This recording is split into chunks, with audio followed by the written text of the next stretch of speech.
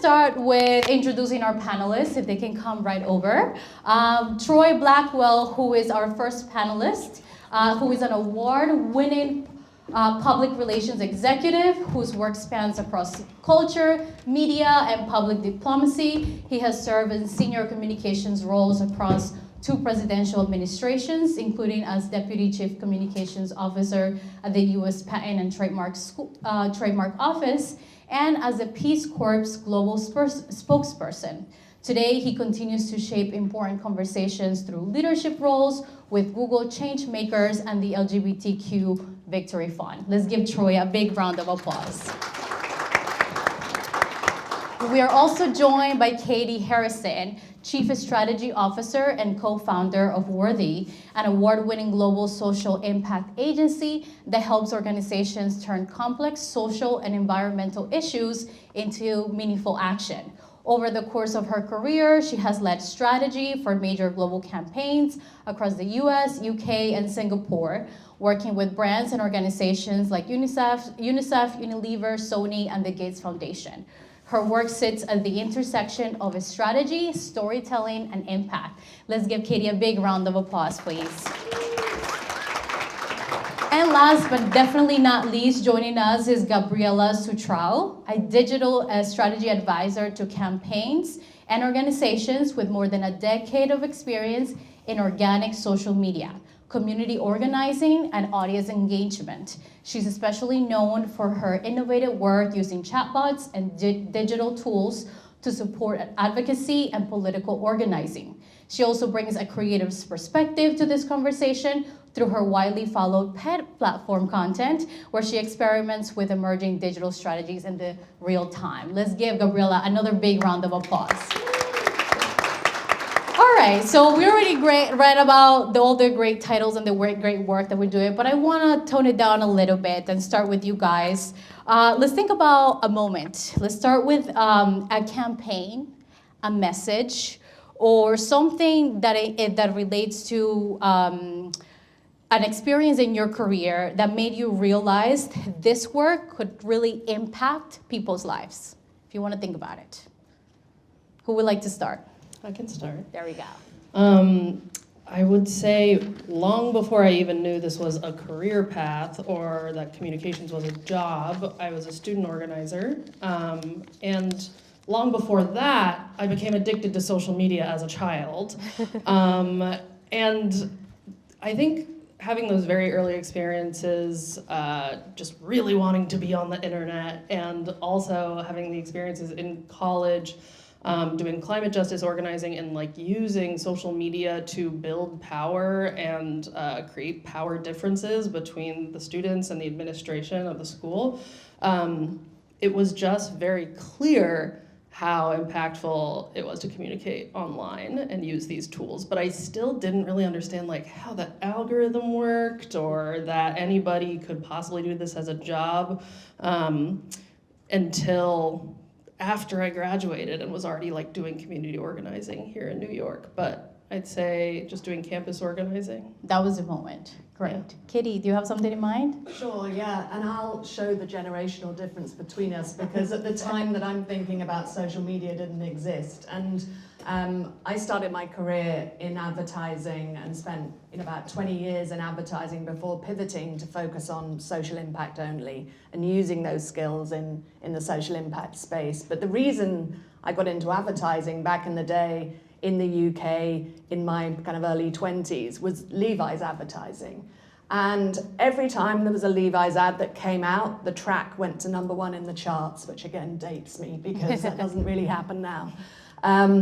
But that kind of got me interested because I wanted to be part of that. It had a cultural resonance that was really interesting. It was just kind of breaking through in a way that a lot of other communications didn't. And that sort of cultural resonance is something that I think is critical, particularly when looking at social impact and social issues, because so often they're really boring and they're really wonky, and NGOs speak a different language that no one really understands. But what gets exciting is when you can attach social issues to sport, to music, to gaming, to things people really care about and are passionate about. And that's, I think, the trick to getting people to take action, is how do you connect to culture in a way that really will help it to cut through and make people relook at things that they might be a bit bored by or feel that they can't do anything about, but give it new resonance through that sort of cultural connection. I love that. We'll definitely touch upon those points. How about you, Troy?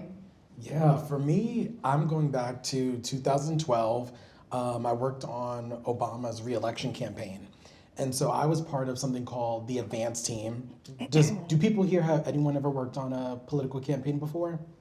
Show hands who has worked. Okay, cool. Okay, Gotta- looks like two people.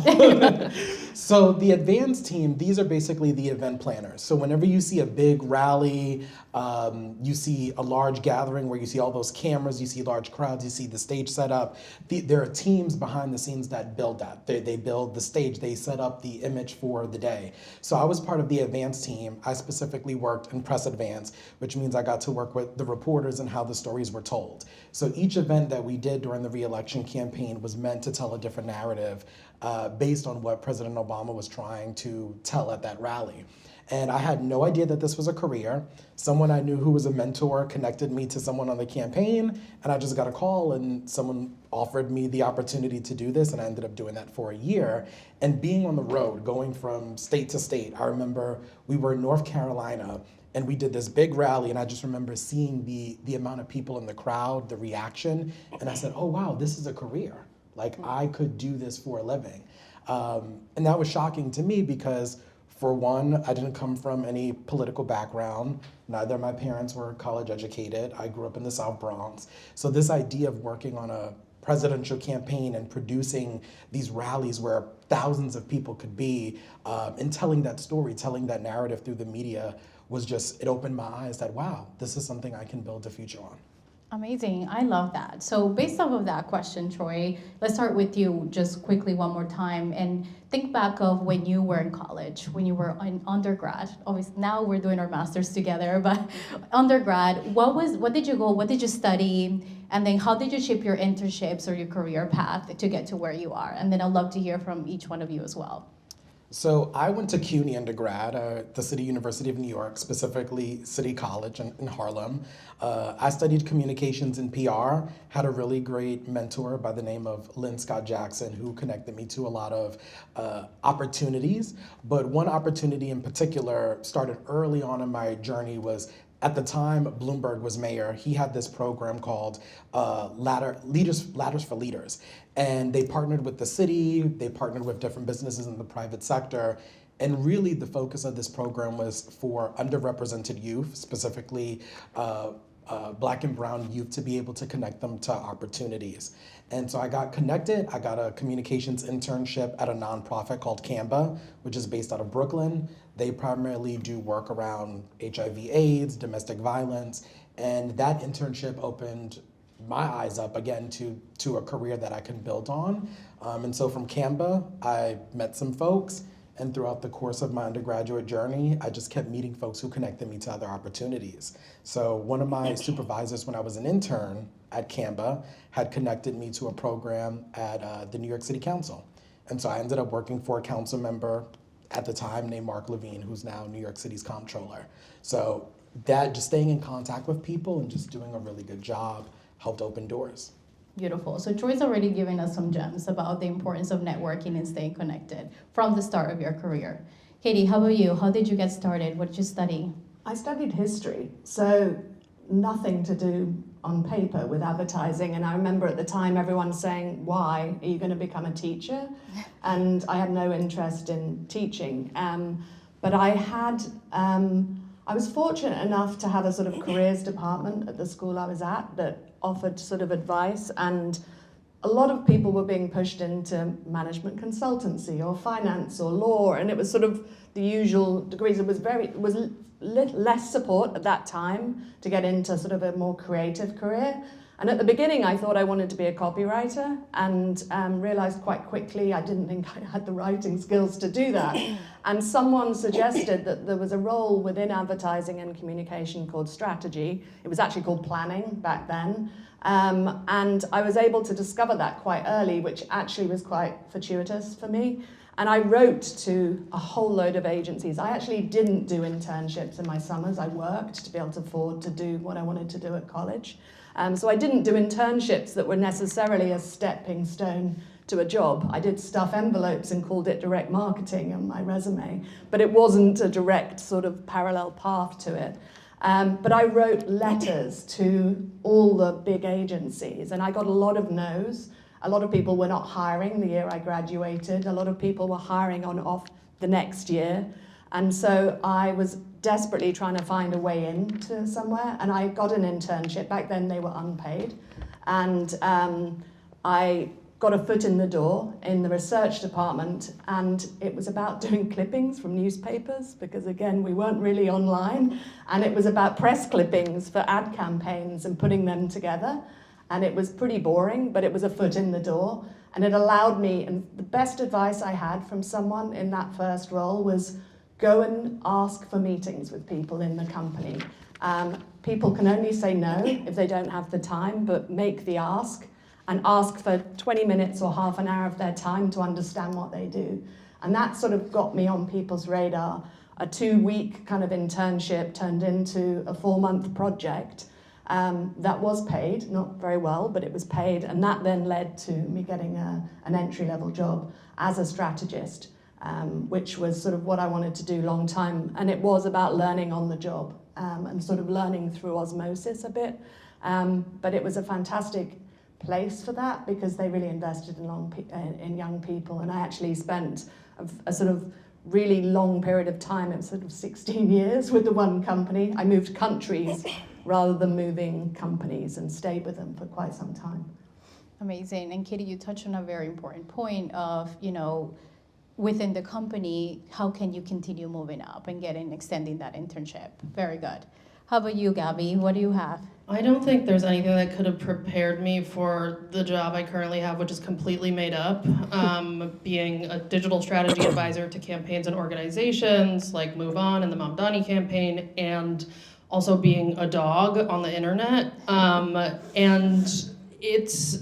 what I will say is that, like, in college, neither of my parents are college educated, and I kind of went to the best school I could get into, and didn't really know how to take classes for what I wanted to do, because I just didn't really have a professional much thinking about my professional background or goals by that point. But I was always very fascinated by brainwashing, essentially. So I majored in psychology and linguistics with a minor in Mandarin translation studies, which might sound like it has no future attached to those majors, but in fact, I feel like I use psychology and linguistics a lot in my work. And when I got out of school, I thought I was gonna kind of have really low-paid jobs working at nonprofits and being a community organizer for the rest of my life. And I immediately got this community organizing fellowship here in New York, right when I graduated. And that was 2016. And if you were doing anything activist-y or in the movement in 2016, when Trump was running for our office for the first time, technically the second time, but for the first time, and then he got elected, that suddenly everybody just kind of expected you to be in the streets all of the time. And I have a physical disability, so that was not a possibility for me. And that's when I really started to gravitate more towards communications and digital, and when I learned that that was a job anybody could have. So it paired nicely with my, at that point, 15-year social media addiction. And yeah, after that, I still wasn't quite understanding how digital could work in politics. I was it's not quite just that you tag politicians and try to get the attention of media, but no one was really there to mentor me yet until I got an internship at Move On, who's now a longtime client of mine for the last 8 years. And I found a guy who I just could tell knew exactly what he was talking about. And I just made him mentor me and set up repeating meetings with him until I absorbed everything he knew. Yeah. Very good. So you saw a pattern right away that everybody's asking for mentorship. They're asking, who can I meet? What are the meetings? How can I learn from? So these are the specific gems that we're getting right away. So based off of that, given that we're in the early career stages, what are some of the skills the students that want to go into these specific roles should be acquiring inside the classroom and then outside? What other tips do you have for like internships? Because I think all of us know that a lot of, probably 90% of what we do, we learn it by doing it versus what they teach in the classroom. So what other skills do you suggest that they start taking advantage of while they start in college? Go ahead. I can give one.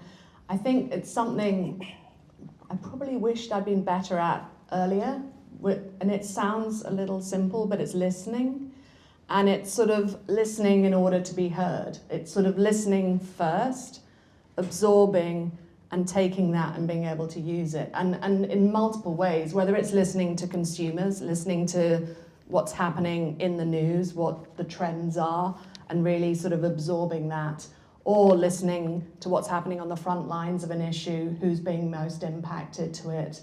But I think there's a difference between just listening and really hearing and absorbing.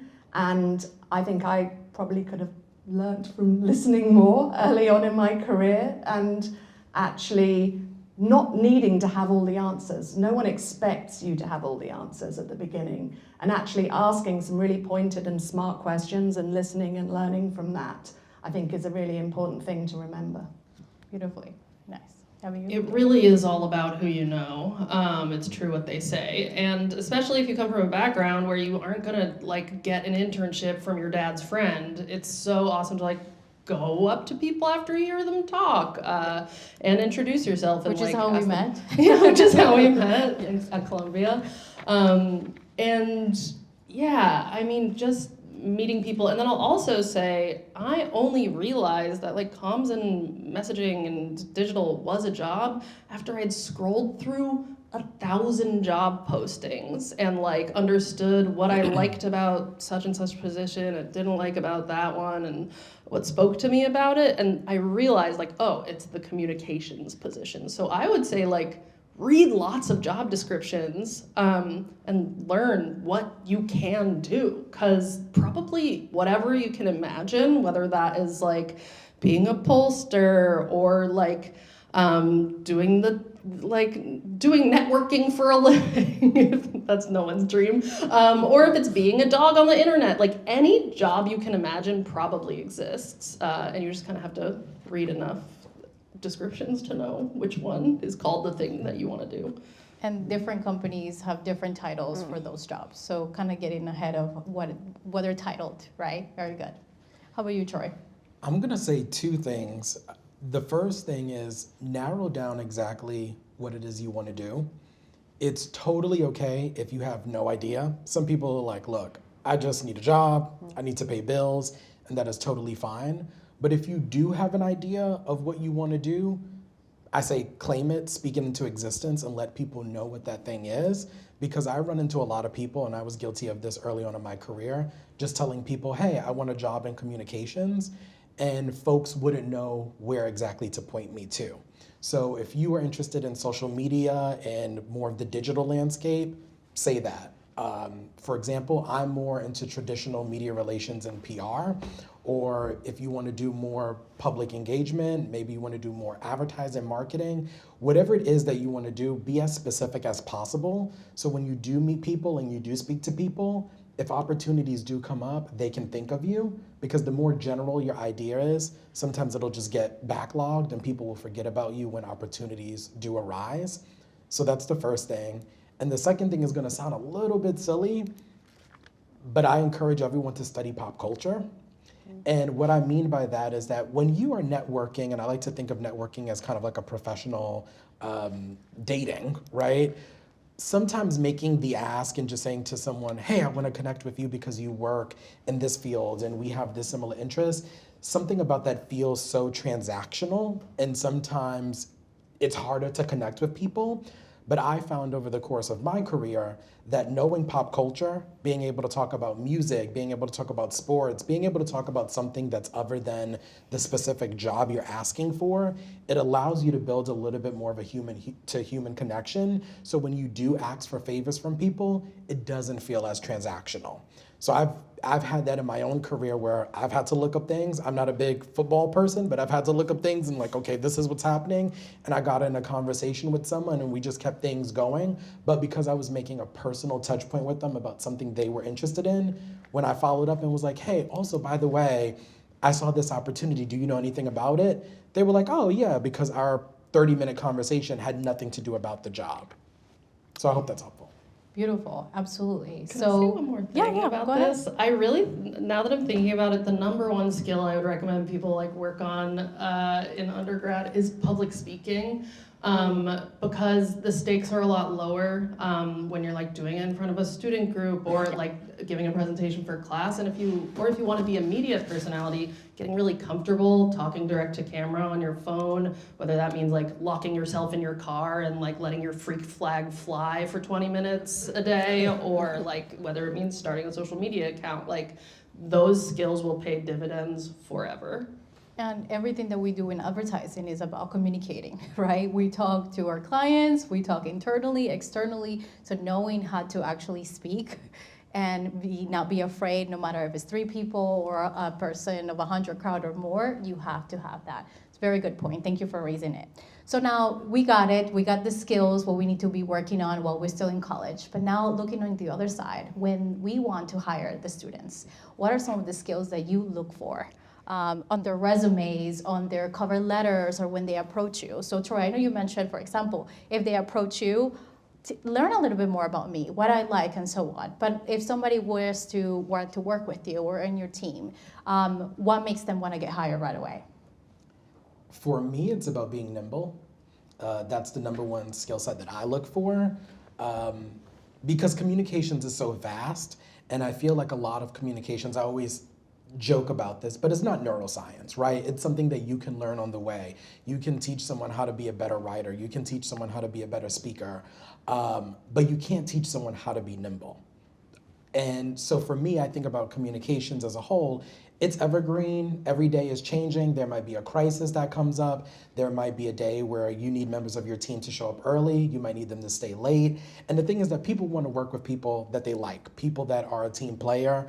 I've had great bosses, and I've also had some bad bosses, but I've noticed the one thing about the bosses that I admired the most was that they never asked anyone on the team to do something that they wouldn't. And so that's something I do in my career. So when I'm hiring people, I look in the interview process like, are you nimble? Are you flexible? Are you willing to learn? If you need to show up late and early, not an everyday thing, but if we need you, can we count on you? Because that's a skill that you just can't teach people. It comes innate, but I think it's the number one skill that we don't talk enough about working in communications and advertising as a whole.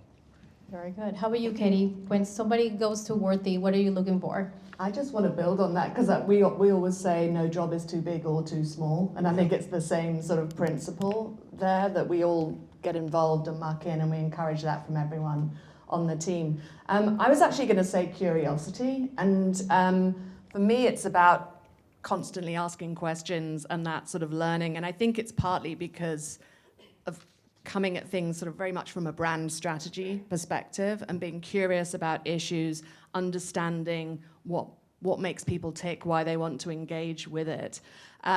Sometimes I've been a little surprised that people haven't been more curious about our business and our work, and I've interviewed them and they can't talk to sort of having even looked at our website, which surprises me. So that sort of and that to me is a signal of a lack of curiosity, unfortunately, because I think you have to have a passion for what you want to do, and we're really proud of our work. You know, we've put a lot into it, and you don't have to like it, but I think you have to be curious about it, and you have to ask questions about it. And I think a really good practice is actually decoding communications and thinking sort of from a media literacy perspective, what would the brief have been behind this? What do I think they were trying to do? What was the target? And really thinking about the start point. And that's because I work quite upstream in the process, you know, kind of in terms of setting a strategy, trying to get to sort of the idea up front, really understanding what's the best going in point to sort of creative development. But that curiosity is something that I always look for. 100%. One of the things that whenever I'm recruiting is they ask me a question about a specific campaign that I put together. What was the strategy? What was the work behind it? How hard did you have to do all of this? And it's like you show that you care and you understand what we are doing. I love that. How about you, Gabby? It really depends what position I'm looking for somebody for, but I often help my clients hire for lots of different positions, and just as far as like what can help your resume get seen, I'm looking for detail orientedness, though, like as someone who's like pretty bad at reading, like I understand sometimes the typos slip through, but on an interview level, what I'm looking for is this funny thing that I call the fear, which is a sort of balance between vision and caution. And this is for social media mostly, because social media can be so high stakes, and you're never gonna not make a mistake. Like, no one has a long social media career and doesn't make a mistake that is very public and very embarrassing. And so I'm really looking for people who understand how to set themselves up to make as few mistakes as possible and get as much sign off as possible, but also who are like confident enough and like cautious enough to begin with that they can be creative. Yeah. So very important to be a team player, right? You need to be aware of everything. And not rogue. Yes. I'm looking for people who are not going to go rogue. Yes, very true. Can I just add something Yeah. to that? Because I think we all make mistakes. It happens. And I think it's owning it as well. It's Yeah. like that sort of thing, and that's how you grow. You know, everyone will make a mistake. It's how you deal with that actually is a really important part of sort of earning people's trust, because we all make mistakes. Yeah, so because you brought it up, I was going to go into very specific questions for each one of you, but I think you brought up a really good point. Everybody's going to make a mistake. But what are some of the mistakes specifically to this career path that we can start avoiding because we're learning certain skills that you can think of? Or maybe somebody that you work with and they did this and how they learn from it, or you were able to teach for them to resolve the problem. And yeah, Gabby, you're looking at me. I mean, it's a mentality, understanding that as long as you are getting sign off from your superiors, they are the liable ones. And like being so cautious, knowing that, and just knowing you can pass on your liability and like free yourselves from how scary the job is and how humiliating the job can be by like constantly asking for feedback and making sure other people have checked your work. Very good. I will chime in and say, I think our industry is small, and sometimes it can feel so big, but really the communications industry is small, and especially when you look at certain sectors where you're talking about ad agencies, PR agencies, or even in-house teams. And so many people know each other, and what I find that a lot of people do wrong in their career is they will talk bad about other people who are in the industry. And you have to remember that because this is a small industry, you don't know who knows who, you don't know people's relationships, and communications is all about relationships. So you can be complaining about someone who maybe has a 10+ year relationship with that person, or maybe they have mutual contacts, and you just never know. And so what I always tell people is that if you need to complain, do that with your family and spouse. Don't do that with people in the industry. That's a very good one. I love that. How about you, Katie? Do you have any mistakes? A lot of mistakes You in can my think of to start avoiding. No, I think going back to what you said, I do think it's about sharing it early. Once you make a mistake, it's not about hiding it. It's better to tell people and get involved and to troubleshoot it together as a team. And if I make a mistake, I do that certainly with my Own up to it, team. Yeah. absolutely. Katie, I want to stay with you just because you work with NGOs, foundations, global organizations on different campaigns tied to social and environmental impact. So what is the difference about building a campaign when the goal is not just awareness, but there is actual a change? It's interesting because a lot of our work, awareness is almost a stepping stone to change. So there is an awareness part of it, often because the issue is not being talked about, is not getting attention in the media. People don't appear to care. And I'll give you an example of a campaign we launched last year, and it's sort of the topic's on the wonkier end of the spectrum because it's about climate adaptation, which is sort of investment in solutions that are kind of about solving for the climate crisis now. So early warning systems, even the new park on the side of the river here that's about flood defense. And there's very little money, less than 10% of climate finance globally, when you're talking about the big climate finance conversations, goes to climate adaptation. And we were being tasked with to increasing investment in climate adaptation in the lead up to COP30, which is the big climate conference that happens in November every year, where global leaders come together to talk about how that financing works. And it's a bit inside baseball. It really is sort of quite a wonky space.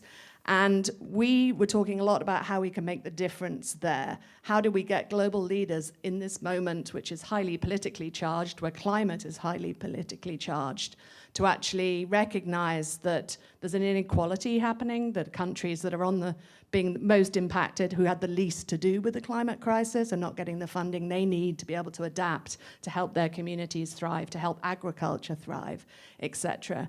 So we often start our work in this way because differentiation is really important to us. How can we if we're tasked with creating a conversation, how can it be additive, not duplicative of other efforts that are out there?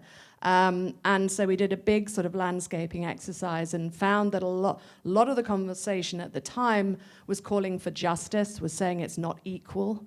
And it was framing investment in climate adaptation as a cost. The reverse of that is actually true. There's a lot of data out there proving that investment in adaptation delivers really powerful returns on investments for communities, for cities, for agriculture. And so we wanted to flip the conversation, and we wanted to bring new voices to the climate space because people were hearing from the same sort of political leaders. And so we created a campaign called Adapt to Win, which was frontlined by athletes. So we sort of made the connection between the fact that athletes are adapting daily, and they're actually adapting to the climate crisis because the heat, the floods are interrupting training. They're having to train under heat. Marathons are being sort of rescheduled to be really early in the morning, and their communities are impacted. They all come from variety of different backgrounds, and we were trying to get 8 athletes involved. We got 40 who raised a hand and wanted to get involved in the campaign. And it's just the beginning of it, because it was sort of the lead up to the conference in November, but it did help to get adaptation on the agenda, and it was actually the groundswell of media awareness and attention on the issue that helped it to sort of raise its profile within that political context. We had a lot of people then beginning to use the language of the campaign at the conference, and there's been a small amount of progress with a commitment to triple adaptation finance. They haven't gone far enough. They haven't delivered it yet. There's a long way to go. But it was a new way to think about adaptation and to sort of put it into that cultural context I was talking about earlier, where you're bringing new voices that haven't been heard, but have an authentic connection to the issue. And I think that's the key part. They were authentically being impacted and can bring their personal stories to the fore. That's a beautiful campaign, and you remember that it's about people first, right? Yeah. People-centric, Yeah. building that trust in the community. I love that. Very nice. Gabriela, you worked on the Mandani campaign, and I would love to know a little bit more about what did you learn about how digital strategy can move people from scrolling to action? Because I know you mentioned a lot about that. Of like, okay, from outside social media scrolling, how can you actually get them to vote? How can you actually get them to support or attend these events? Yeah, I feel like I mostly learned what I know about that before working on the Mamdani campaign. But what I think it really proved is what a big difference it can make when the candidate or the principal or whoever it is that you're trying to publicize shows up on people's feeds every day and acts more like a content creator than politicians typically would. Because when you are showing up in people's phones every day for months and months, they will trust you more. They recognize you, they know who you are, and they are going to be a lot more likely to do the things you ask them to do, whether that is showing up to volunteer, showing up to a scavenger hunt, coming to a rally, making phone calls, or going to the ballot box. And I think it was a real proof of concept of that. And there was also, like, the thing that I mostly focused on was using a social chatbot to do organizing online, to do digital organizing. And it was a proof of concept for that tactic because we were able to send over 144,000 automated messages to people, getting over 45,000 clicks from Zoran's DMs, Mayor Mamdani's DMs.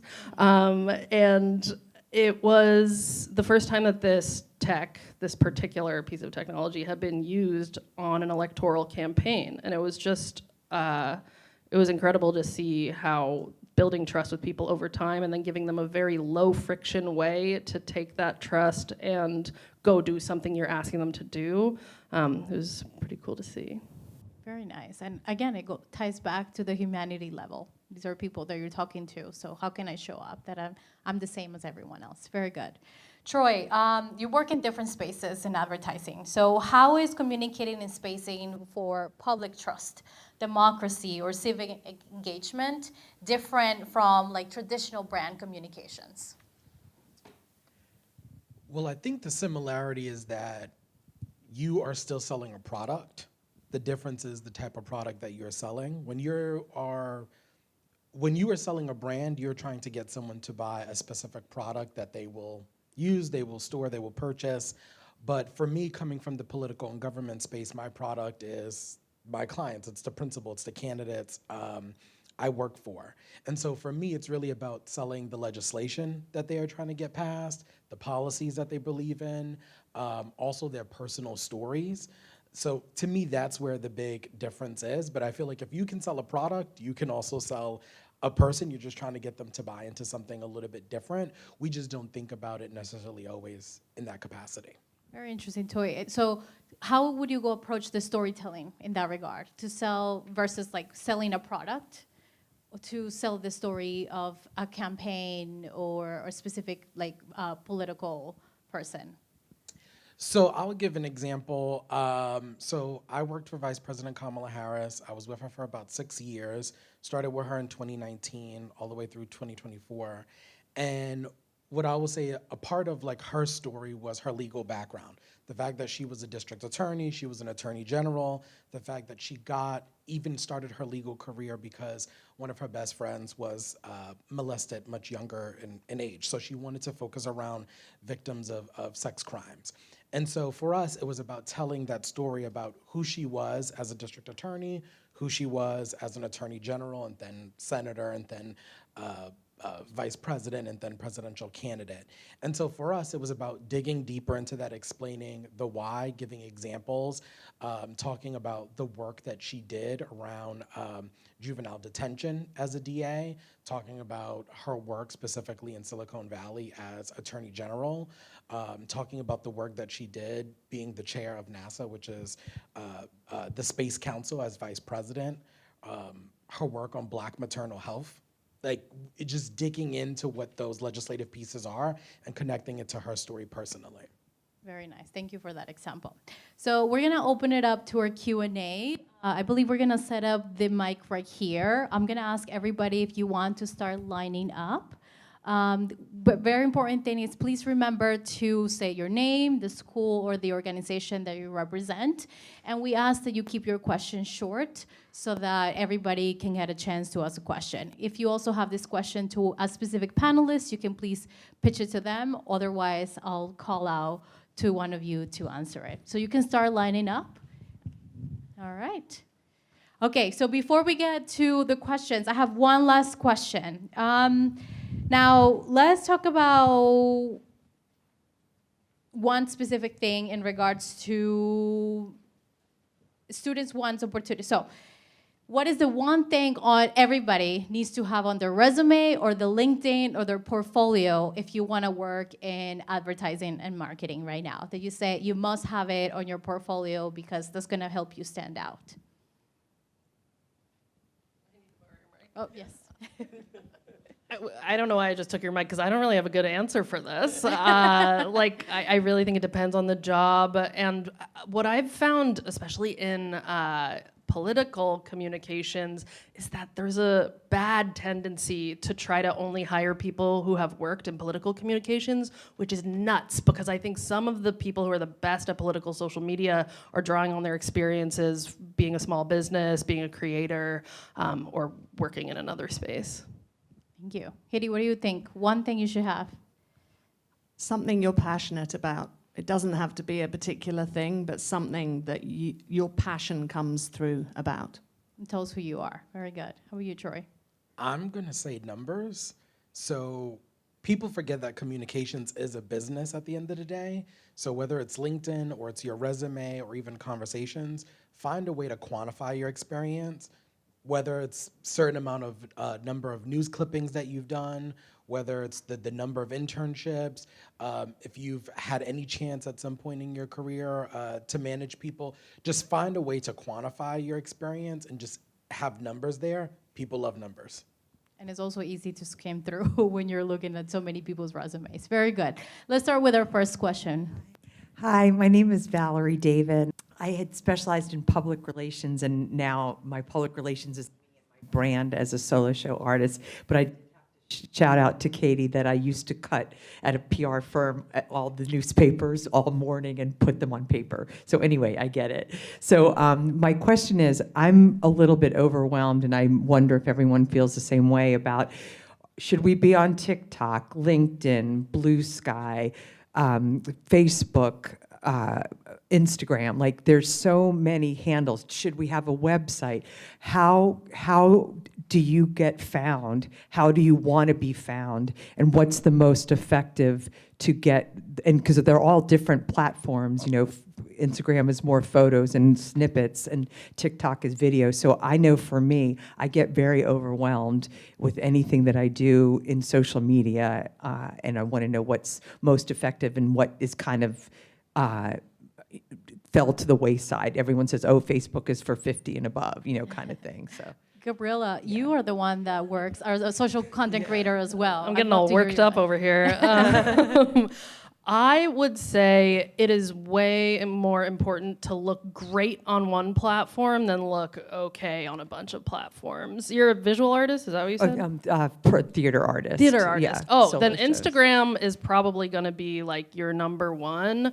And TikTok, you can like use what you repurpose from Instagram over there. I'll also say Facebook is not dead. Everyone's always talking about Facebook being dead. It is not dead. It is my dog's fastest growing platform. That might be with people 50 and above, but it's not dead. And I think prioritize and optimize for one platform. And it's probably going to be Instagram for you. And then like whatever you can get onto other platforms, probably for you going to be TikTok and Instagram.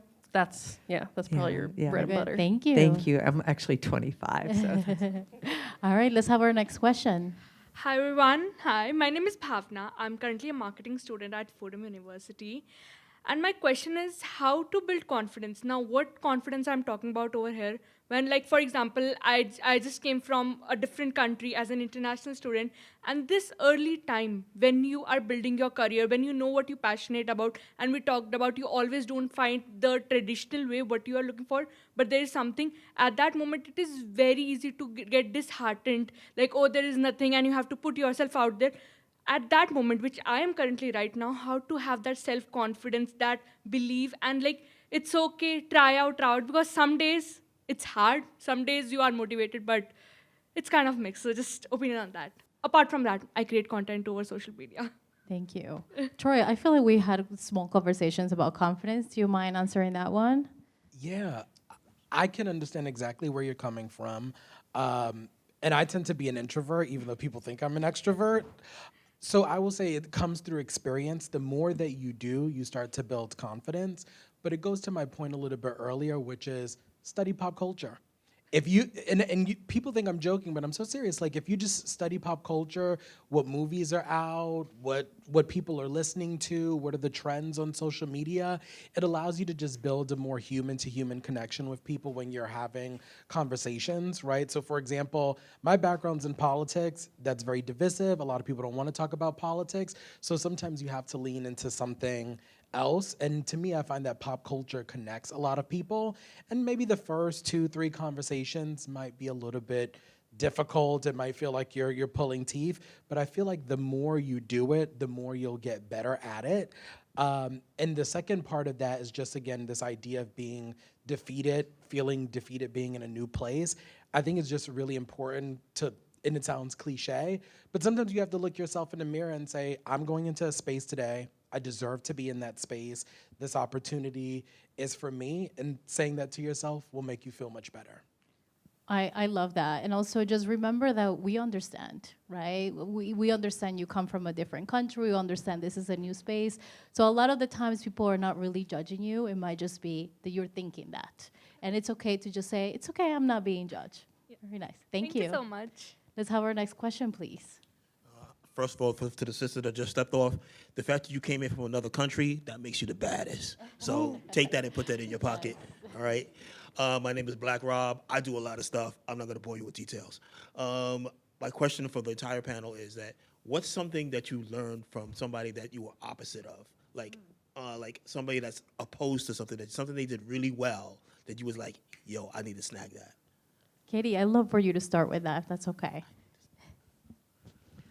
I am terrible at production and organization when it comes to things like shoots and actually making things and having the rigor to really hold people accountable. I love dwelling in ideas up front, probably too much, and I'm really bad at the time management on the backside of it. And I recognize I need people around me who are brilliant at that, because it's not my skill set. And I do think we all have different skills that we bring to the table, but that sort of rigor and sort of the time management and the attention to detail that is critical when it comes to production is not my jam. Does anybody have any other thing? I get inspiration all the time from right-wing social media. And I also, when I first discovered that like polling and messaging strategy was a job anyone could do, I discovered it through Frank Luntz, if anybody knows him, who's like this is on film. He is a far right pollster and messaging strategist. And I just was so fascinated by what he did. And I was like, I need to like figure out how to be the lefty version of this guy who does exist. There are lots of like leftier pollsters and messaging strategists, but always inspired by the far right. I'm going to say learning how to manage a budget. So when I was working at a PR agency, I wanted to go for a promotion, and I didn't get the promotion, but the person who got the role, we started to have conversations, and in that role, for those of you who are seeking a career either at a PR or an ad agency, as you climb up the ladder, I always have to remember and tell people communications is a business. So there comes a point where if you're at an agency, you have to manage your team's billable hours. You have to know how much the client retainer is, how much you're spending. Sometimes you're given a budget to produce a campaign, and you have to make sure that you're hitting those targets on time. And I find that so many people in communications tend to only think of communications as storytelling, but they forget it's a business. So if you can, at some point in your life, even if it's a summer course, learn numbers, learn how to manage a budget. Very good. Thank you. Thank you for your question. Let's go with the next one. Hi, I'm just going to start off with my main question and I'll delve into my background. So, my main question is how do you market a global background to get into communications or marketing? That being said, my name is Joella Hun. I'm actually moved from Japan to New York in search of a marketing job. And I'm from DC, but I worked for the past few years at a very rural board of education in Japan. And I run a social media page about language learning. So I've been trying to pivot to marketing jobs in New York. That being said, when I'm interviewing for companies, even like big PR companies like Ogilvy, what I tell them is I'm really good at diverse stakeholder management, but some companies don't seem to really appreciate like a global background or like language learning skills. So I was wondering, for anyone who has a global background or anyone who speaks multiple languages, how would you, market that to someone you're in a recruiting pipeline with? Kitty, I know you moved and you were in different countries. Yes, go and answer? I think it's a massive asset, but I'm biased.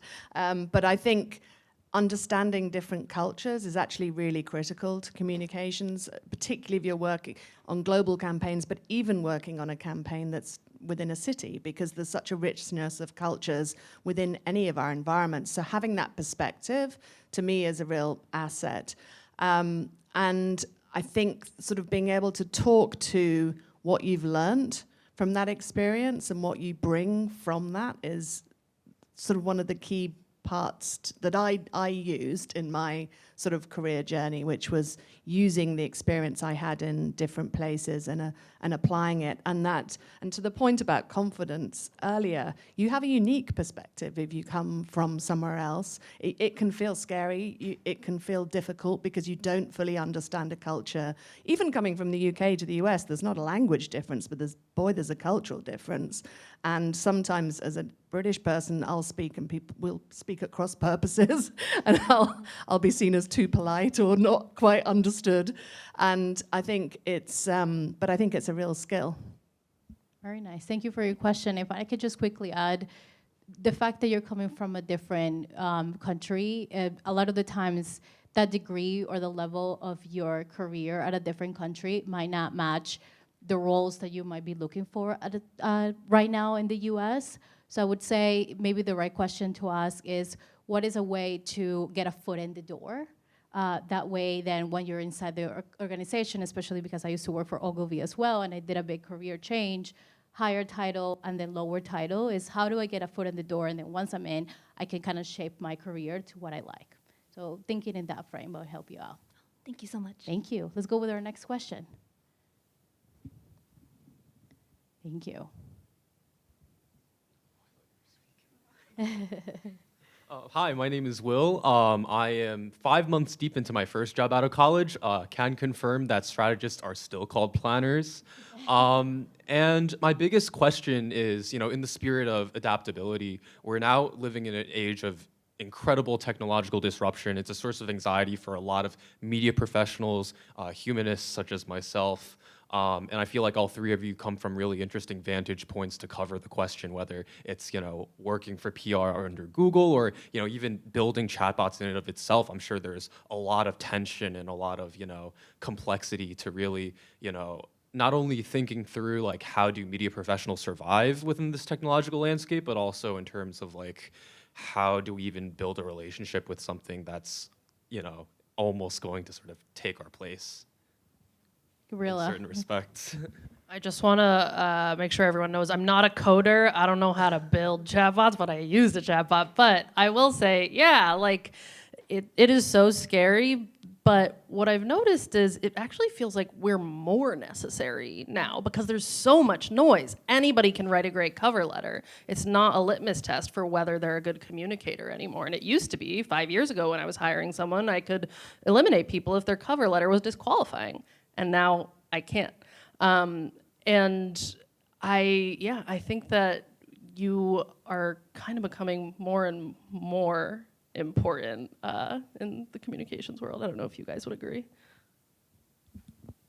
I would agree, actually. I think there's amazing tools at our fingertips. I think I'm as scared about how to use them, and we're all on the same learning curve, which is what actually makes it kind of a really interesting time with things like AI, because we're all needing to learn from the beginning with it and understand how we can use it in a way that works for us and for our businesses.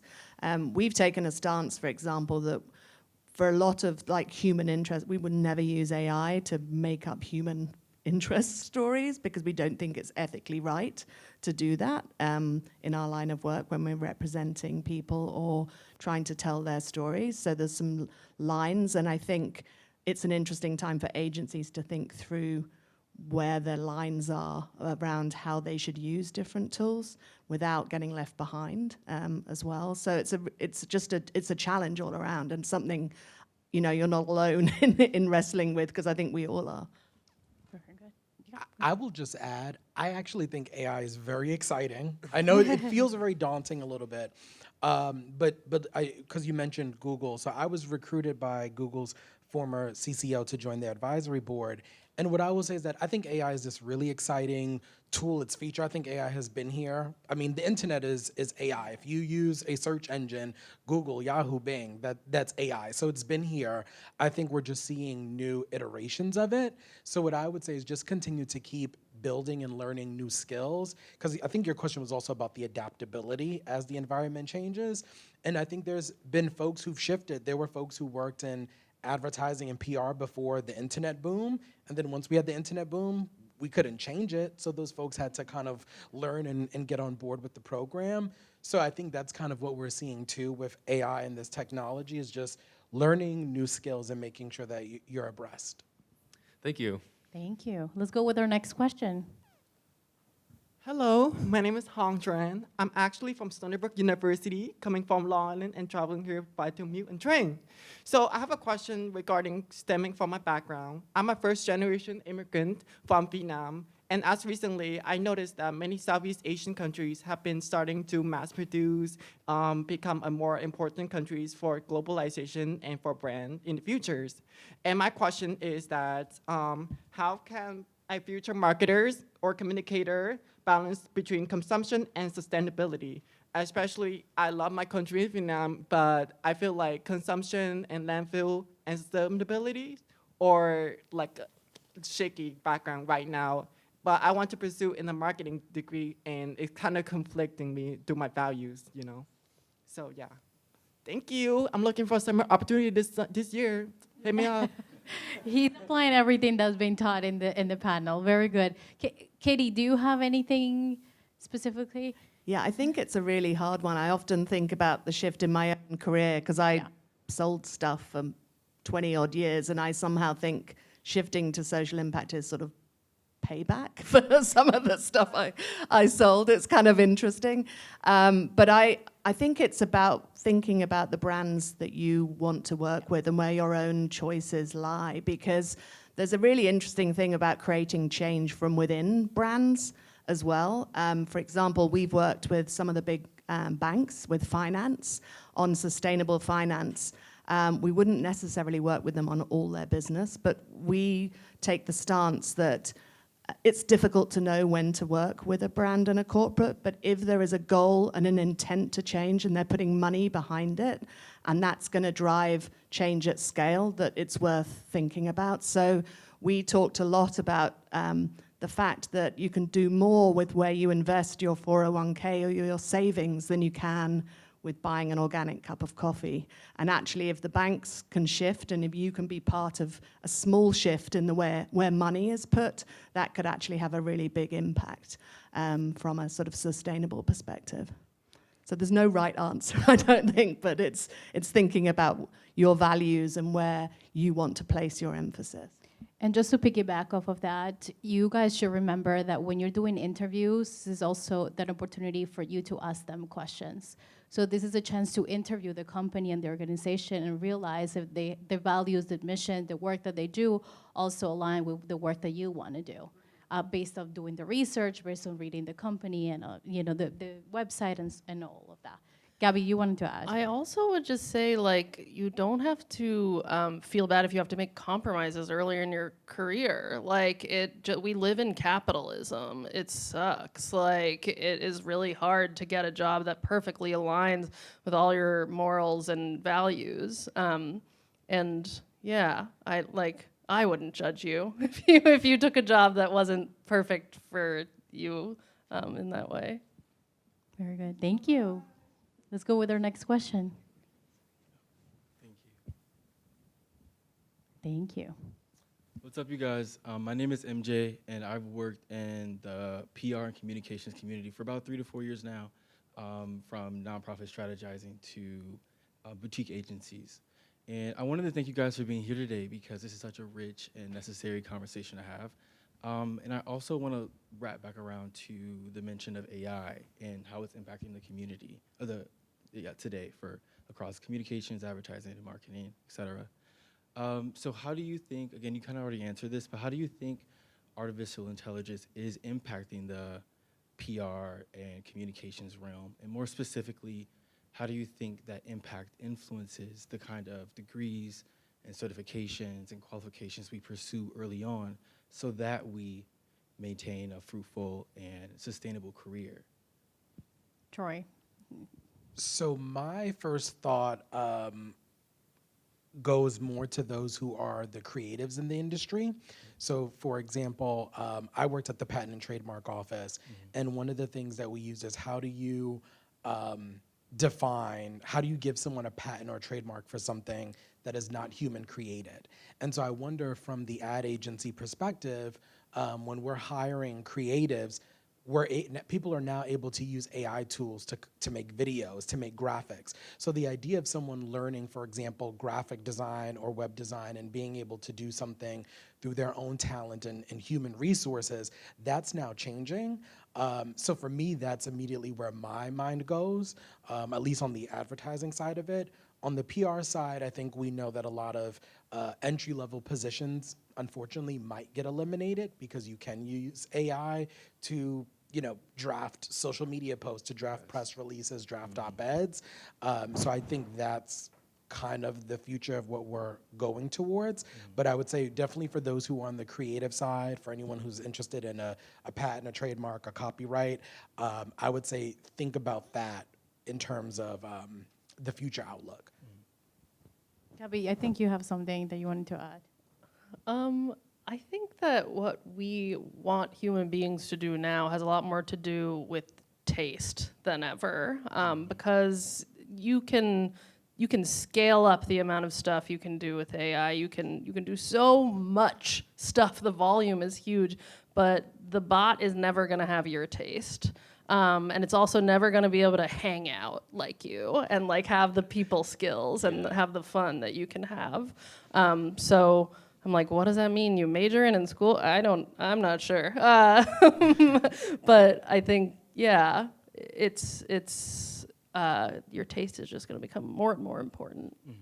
The human connection is still very.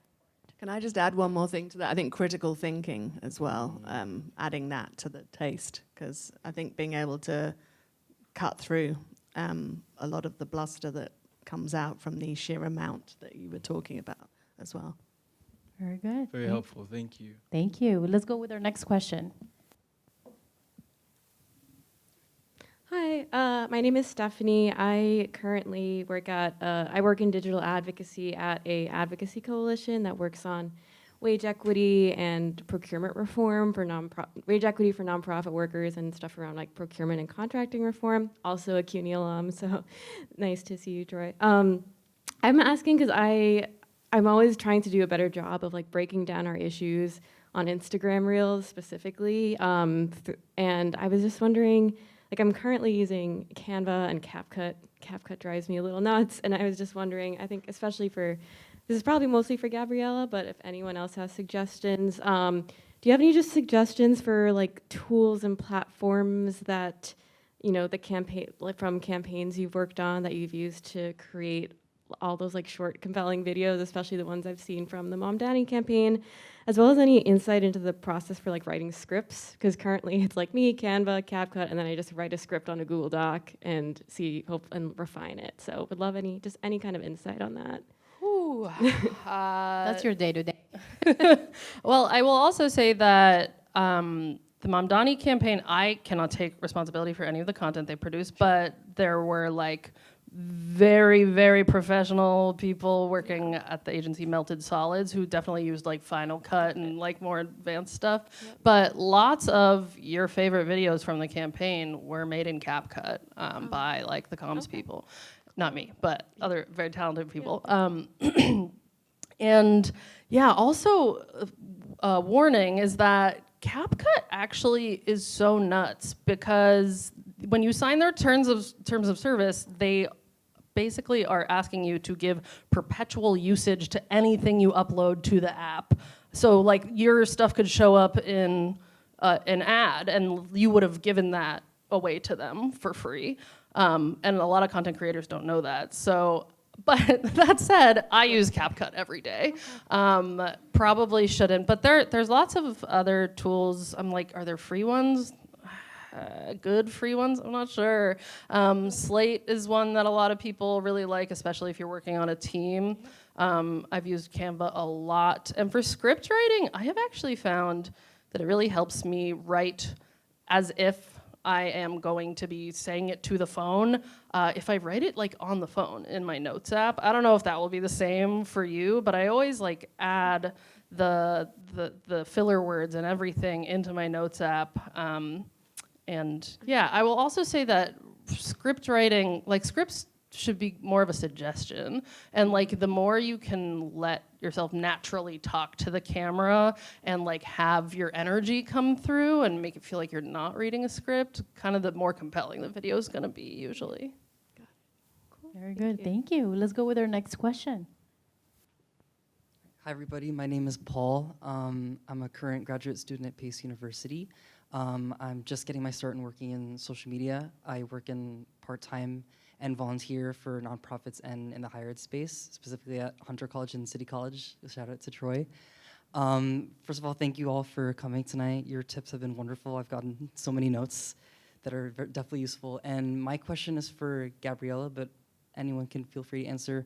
When it comes to doing social media, specifically organic, but in general, what advice do you have for juggling different campaigns at once for a single account? Because like currently, in one of my positions for like a career department at a college, I'm being asked to like, oh, can you promote this event? Can you promote this tool? And like these 3-4 different things at once.